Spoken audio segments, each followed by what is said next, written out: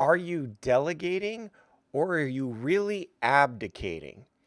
Now, this is an interesting topic that's come up as we work with different agencies and groups and business owners. And we sometimes see that where business owners think they're actually delegating something, they're actually abdicating.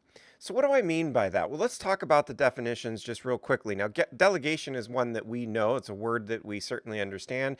And the definition is to entrust a task or responsibility to another person, and trust being a key part of that. To abdicate is to fail to fulfill or undertake a responsibility or duty. So, why do we ask whether or not you're doing one versus the other? Well, what we see sometimes is that business owners, they get busy. And rather than take charge of tasks that they should be doing, they try to push that off to somebody else, which is an abdication, versus a delegation, which is to entrust a task to somebody else in order to build them up. Something that we talk a lot about inside of the mastermind, inside of our group as well, is this concept that you at some point want to elevate yourself to an expert. Most business owners that we know, especially agency owners, don't want to be caught up in the day to day of running like ad campaigns and doing the actual fulfillment work.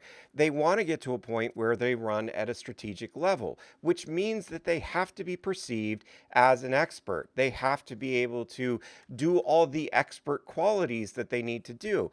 In order to do that, though, you have to bring a team along with you to support you in order to do the fulfillment work. Whether you outsource that or keep that inside of your agency, it doesn't matter.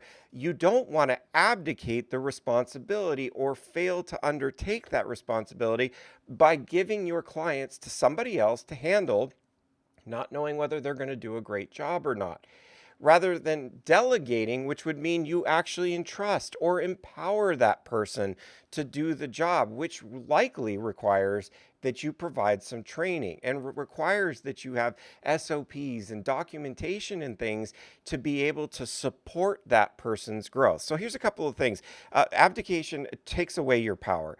It leaves the people around you unsatisfied, whether it's the person that you had that responsibility towards or to the person that you just threw a task at without proper instruction.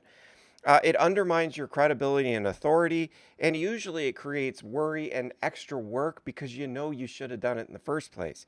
Contrast this with delegation, though. It actually adds to your strength, it empowers the people around you. And of course, it then frees up time for you to focus on your strengths. And of course, it creates authority rather than takes it away. So here's some abdication statements. Can you just do this for me? Can you just provide that for me? Do you have a copy of that that I can just download or get somewhere? Here's delegation statements. Here's what I need you to do, and I'll check in with you a little bit later. I'm going to get an expert to take care of that. That's not where I give you the most value, so I'm going to bring in one of my team who's an absolute rock star on this particular task. You can see the differences there. So ask yourself as you go through your tasks on a daily basis, am I delegating or am I abdicating? If you're delegating, you're providing training and strength and building up your teams.